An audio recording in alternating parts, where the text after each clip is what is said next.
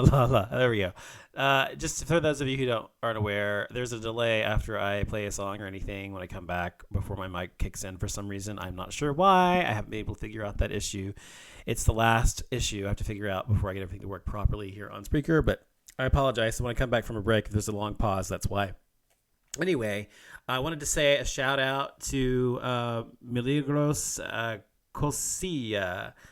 Cosilla, I think is how you say her name. But thank you for listening to you there on Facebook for listening. I appreciate it. I do appreciate you listening to the show. If you ever want to call in, feel free.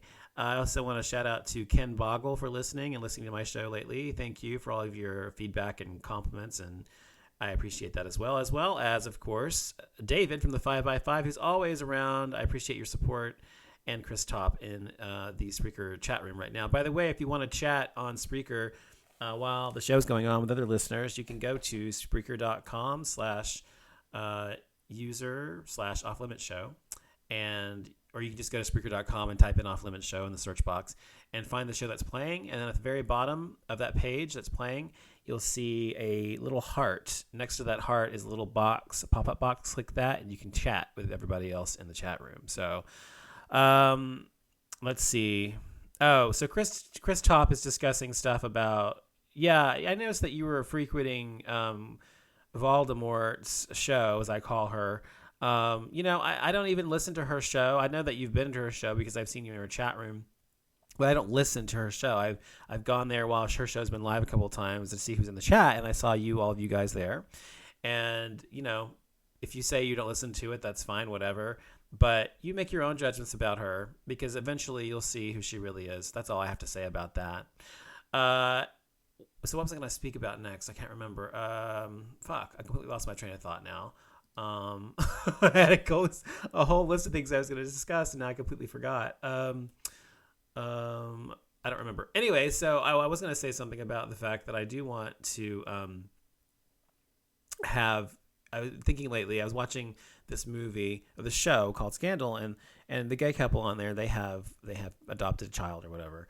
And so my husband and I are planning to do that in a couple of years, as I've said before. And, we've been going back and forth between, do we want to do a surrogacy or do we want to adopt or whatever? Whatever the case may be, I certainly feel that it's something I do want to do. And I didn't think when I was younger that I really wanted kids. I didn't think I really wanted to have kids, and I didn't really care if I had them. But as I've gotten older, I've realized that it is something I do want. I do want to have a child. I do want to be able to nurture a child's development and kind of help shape them as a human being and maybe make the world a better place just by a little bit, maybe just by a little bit. And I think that it's also just about, I think it's something cathartic about it, about being a parent. If you yourself have had a poor relationship with your own, I think that can help as well. And nobody really knows what it means to be a parent until you are one. But I, from what I know of it, I know it's not an easy job. I know it's difficult. I know it drives people nuts, and it also gives them great fulfillment at the same time. So I know it's a two-sided sword, and that's okay. I think that that's perfectly fine. I think that if people are going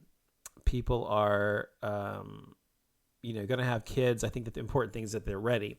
And that's one of the arguments I've always made about the fact that typically gay people, have to plan ahead to have children. We're not someone, my husband and I are not going to accidentally have a kid for obvious reasons. We're not just going to accidentally get pregnant. So it's something that you have to plan. And so when you have two gay men, especially or two lesbians, you typically have to plan for a child. And this is one of the arguments I've always used in favor of gay parenting or of having gay kids or whatever, or gays having kids, because generally gay kids are very well adjusted, very well adjusted, and also they're always wanted. They're always wanted, and almost always they're highly planned for. And I know for myself, I have always said that I do not want to have a kid until I have nothing else I want to do or accomplish in terms of at least putting it in motion. So that's why we are waiting until I'm 40 when my house remodel, which is so massive, it's taking 3 or 4 years to do, and because we're doing it slowly. And it's going from a 2,400 square foot house to a 5,000 square foot house. So it's taking a long time, including the landscaping and everything else. and then we want to travel a little bit more, and we want to do some other things. So we want to do these things before we have a child. And so we have made the decision to not have one until we are really ready, meaning financially, emotionally, mentally, everything ready. And so that's the great thing about us being able to have a kid, is that we are gay, yes. And so therefore we have to really plan ahead. We have to plan ahead for everything, whether we do it through surrogacy or whether we do it through adoption. And so that means that our kid will be wanted, we'll be ready for it, and it will not be a nuisance to us necessarily.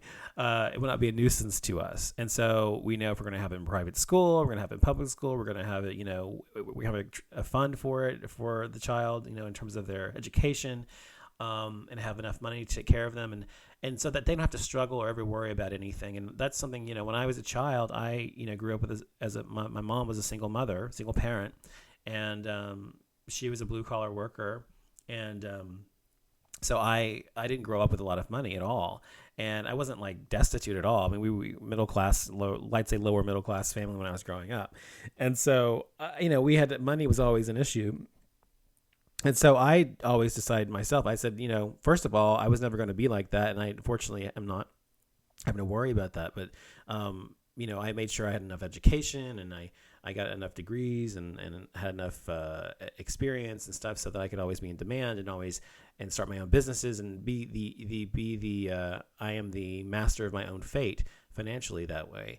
So that's one reason that I'm set that way. And then in terms of having a kid, I always said when I was younger and thinking about having kids, if I did have them in the future, that I would not have them unless I was perfectly done and ready, and also financially stable. So that's the plan for us. And we are definitely going to, I don't know if we're going to adopt a child or if we're going to have surrogacy. And this is the difference between the two for us, is that when we do have a kid, he or she will be, let's say we had a surrogate, we went the surrogacy route. First of all, let's say we went the surrogacy route. We went the surrogacy route. Then I would be the one to be the father, because my husband doesn't care if it's his kid or if like genetically or mine or we adopt. He doesn't care at all.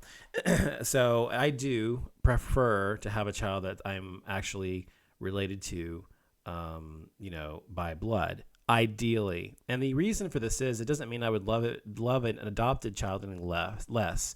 But I've said this before as well on my show, that I feel my personality type is such, two things. One, I don't want the child to ever be able to just run off and say, "You're not my father, you're not my kid, and you can't tell me what to do," blah, blah, blah, and that kind of stuff, and leave me after investing all this time and energy into this child and love. And it would break my heart. It would really just tear me to pieces if that happened, and that's my main fear of adopting a child. Whereas if I have a child that is biologically mine, I have some idea and some inkling. First of all, it would never be able to say it to me. But second, and it would never run away for that reason anyway. But I have some inkling and some idea of what exactly I'm getting. Genetically, I know my genetic makeup. I know what kind of child I was. I know my mom. I know my dad. I know what I would be getting to some degree. And so for me, it's important that would be an option, that I'd be able to actually, say, well, I know I'll get a kid that has this kind of demeanor, most likely to some degree. And so it's like, when you're starting out, like, for example, let's say you buy a car, you choose the car or whatever, and you buy a new car. And so, from whether you're buying a BMW or if you're buying a Ford Focus, okay? From those two brands what you're getting to some degree from those and for the price that you paid. Whereas with adoption, you don't know what the fuck you're getting. You know something generally about the parents' histories, something generally about who they are, and racially and everything else, but you don't know really genetically about their entire background. You don't know their temperaments or who they are. And so I'm just afraid that if we adopt, then I'm going to get some child that I'm sure I would love it. I don't know if I would ever really connect with it as much as if it were my own, because of that reason, because I would be afraid of losing that child's love someday. So for me personally,